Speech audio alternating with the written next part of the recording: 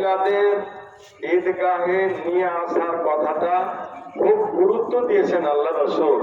ওরা যাবেই যাবে, এমনকি কোনো মা বোন যদি ঋতু অবস্থায় থাকে তাকেও ঈদগাহে আসার রাসূল সাল্লাল্লাহু আলাইহি সাল্লাম ফরমান জারি করেছেন।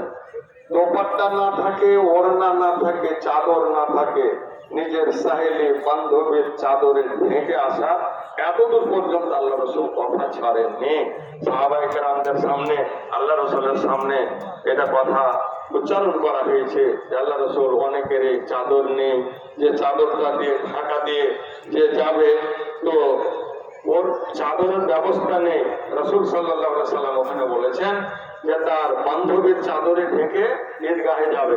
তাহলে আপনাকে মাথায় নিয়ে নিতে হবে, আগামীতে আমি আমার কমিটিকে এবং আমার সম্পাদক প্রেসিডেন্টকে অনুরোধ করব একটা মিটিং থেকে গুরুত্বপূর্ণভাবে একটা মিটিং ডেকে আলোচনা করে মহিলাদের আমাদের ঈদগাহ ময়দানে নিয়ে আসতে হবে, অধিকার তাদের দিতে হবে। কি করে হবে? ইনশাআল্লাহ রাস্তা সহজ হয়ে যাবে। আপনারা আসুন, যদি আপনাদের সমাধান যদি মাথায় না আসে, ইনশাআল্লাহ আমি আপনাদের পাশে আছি, আমার কাছে সমাধান আছে, সমাধানের বহু পথ আছে। আরামসে আমরা মহিলাদের এখানে নিয়ে আসতে পারবো, এটা সবাই মাথায় নিয়ে নেন। এবং আগামী ঈদেই যেন তারা এখানে প্রবেশ করতে পারে এই সুযোগটা আপনাদের করে দিতে হবে। দায়িত্ব আপনাদের রইল, দায়িত্বটা আপনাদের থাকলে এটা অবশ্যই আপনারা পালন করবেন ইনশাআল্লাহ। এবারে আসি রমজানুল মোবারক, আমরা শ্যাম সাধনা করলাম। শ্যাম সাধনা করার পরে যেটা জরুরি কথা, কিয়াম করেছি, কিয়ামে রমজান মানে তাহাজ্জুদ পড়েছি, তারাবি পড়েছি। তারপরে শেষ কথা আসছে আমাদের যে যাকাতুল ফিতর। যাকাতুল ফিতর অনেকেই চেষ্টা করছে আমরা পয়সা দিয়ে দেওয়া, এটা বর্জন করতে শিখুন। মেহরবানি করে আমি অনুরোধ করছি আপনাদের কাছে, এটাকে বর্জন করতে শিখুন। আল্লাহ রাসূল সাল্লাল্লাহু আলাইহি সাল্লামের যা নির্দেশ করেছেন এবং তার সাহাবায়ে কেরামদের যে ভাষা পাওয়া যাচ্ছে, হযরত ইবনে আব্বাস, হযরত আবু সাঈদ খুদরি রাদিয়াল্লাহু তাআলা আনহু, তিনারা যে বর্ণনা করেছেন, সুন্দরভাবে তিনারা বলেছেন যে কুননা নুখরিজু সাআন মিন তামর, আমরা খেজুর বের করেছি, কিশমিশ বের করেছি, যে কিশমিশ দিয়েছি, তারপরে আমরা পনির দিয়েছি, জল দিয়েছি, ইত্যাদি দিয়েছি। এখানে টাকা পয়সার কিন্তু আলোচনা আল্লাহ রাসূল সাল্লাল্লাহু আলাইহি সাল্লামের সাহাবায়ে কেরাম কিন্তু এটা করেননি। আগে আমাদেরকে এটা অবশ্যই এটাকে বর্জন করার চেষ্টা করতে হবে। আল্লাহ যেন আমাদের সুতৌফিক দান করেন। এটা গুরুত্ব দিয়ে আপনারা মেহরবানি করে অবশ্যই গুরুত্ব দিবেন। উপরন্তু এটা আল্লাহ রাসূলের সাহাবী একজন হযরত ইবনে আব্বাস রাদিয়াল্লাহু তাআলা আনহু বলছেন, যেমন আত্তাহা ক্বাবলা সালাত ফাহিয়া যাকাতুন মাকবুলা, যদি আপনি এটাকে নামাজ পড়তে আসার পূর্বে যদি এটাকে দিয়ে দিতে পারেন, তাহলে এটা হলো আপনার আল্লাহর কাছে গ্রহণযোগ্য দান, গ্রহণযোগ্য আপনার যাকাত, গ্রহণযোগ্য আপনার ফিতরা।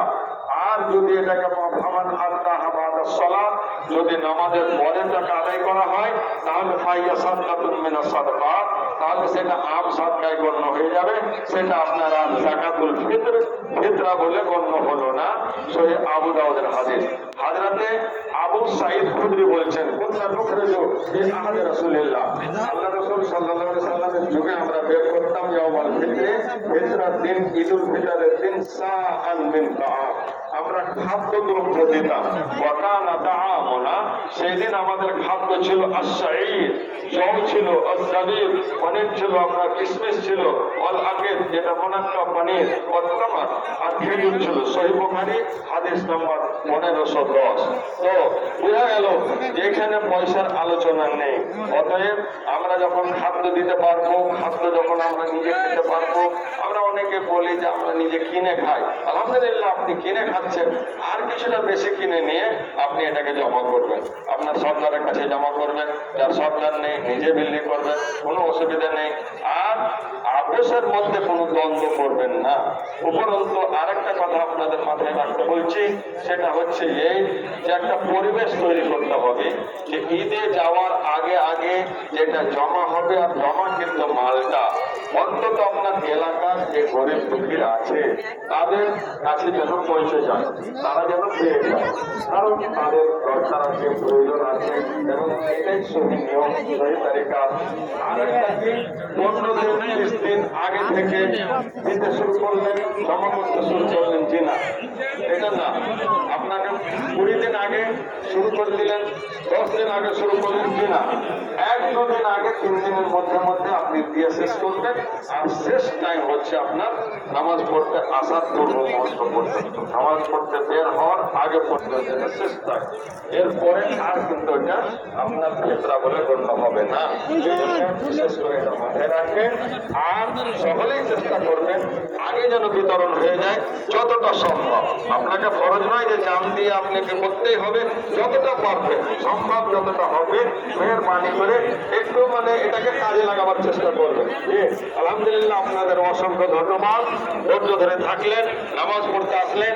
আল্লাহ যেন আমাদের সকলের ঈদকে আল্লাহ কবুল করুন, আমাদের সিয়ামকে কবুল করুন, আমাদের কিয়ামকে কবুল করুন। তাকাব্বালাল্লাহু মিন্না ওয়া মিনকুম সালিহাল আমাল। আল্লাহুম্মা তাকাব্বাল মিন্না ইন্নাকা আনতাস সামিউল আলিম। সকলে বলুন আমিন, দোয়া পাঠ করুন।